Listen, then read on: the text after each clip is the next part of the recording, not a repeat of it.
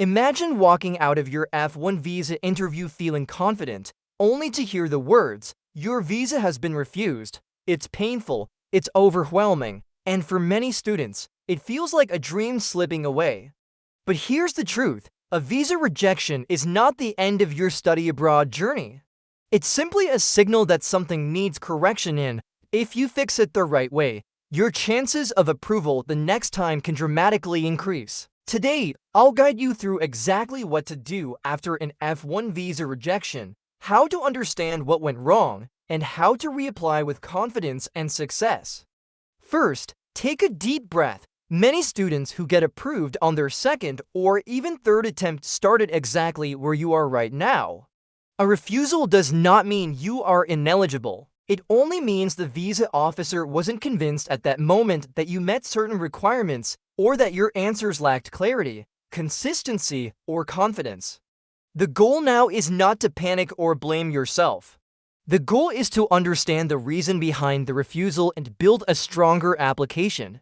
After an F1 refusal, the first thing to look at is the section of law under which your visa was denied. Most F1 rejections fall under Section 214B, which means the officer felt you didn't sufficiently prove your intent to return home, your financial capability, or the credibility of your study plans.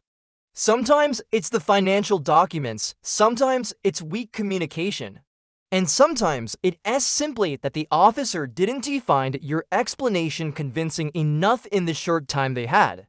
Whatever the case, identifying the root cause is the foundation of a successful reapplication. Once you know the reason, you need to correct it before scheduling another interview. Let's start with the most common one, financial inadequacy. If the officer questioned your financial strength, you need to gather stronger, clearer, and more organized documents. Ensure your bank statements show legitimate funds. Make sure the sponsor's income aligns with the tuition and living expenses. Remove any large or unexplained transactions. A clean and convincing financial profile can change everything in the next interview. If the issue was weak communication or inconsistent answers, practice becomes your biggest weapon. Many students get rejected even when their documents are perfect, simply because they cannot confidently explain why they chose their university, how their program fits their academic goals, how they plan to fund their education, and why they will return home after graduation. These answers cannot sound memorized or robotic. They must sound like your genuine, logical story. Rehearse with a friend, mentor, or coach until your answers become natural, confident, and clear. Let's talk about university choice. If your program, university, and career goals don't align, the officer may suspect you chose a school for the visa instead of academics. So during your reapplication, be ready to clearly explain why that specific university, why that course, and how it connects to your long-term goals. Show that you've done your research. Show academic intention, not just desire to move abroad. Even a simple improvement in how you present your academic motivation can significantly impact the decision. Now let's move to the timeline. Many students worrying about how soon they can reapply. Good news, there's no waiting period after an F1 rejection. You can reapply the next day if you want, but here's the smart approach: don't rush. Only reapply when there is a meaningful improvement in your case. If nothing has changed, another rejection is likely. Take time to fix weak areas, gather better documents, strengthen your answers, and rebuild your application. A well-prepared second attempt is always more powerful than a rushed one. Next, make sure your DS-160 is error-free and consistent with your new documents and answers. Even small mistakes can create doubt. Double-check your funding details, your academic history, your sponsor information, and your intended stay.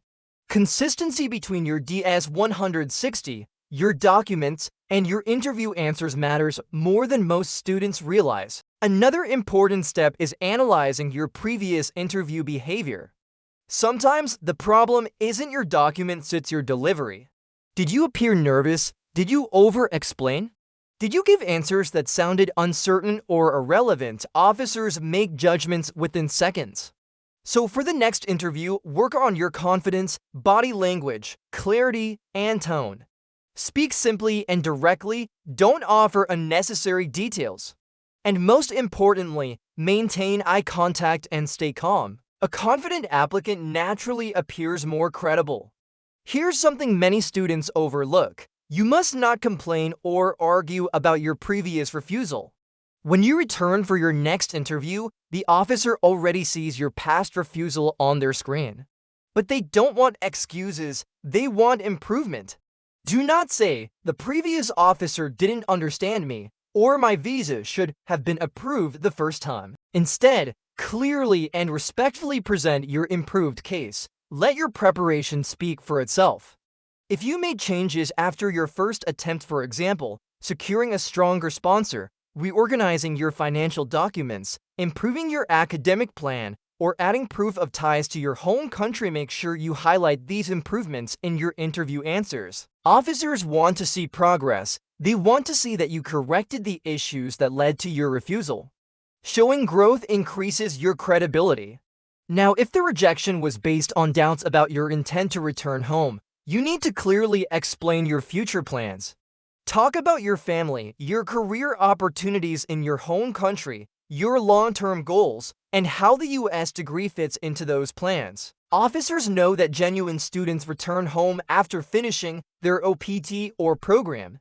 So demonstrate strong, realistic ties to your country. Show why returning home is beneficial emotionally, academically, and professionally.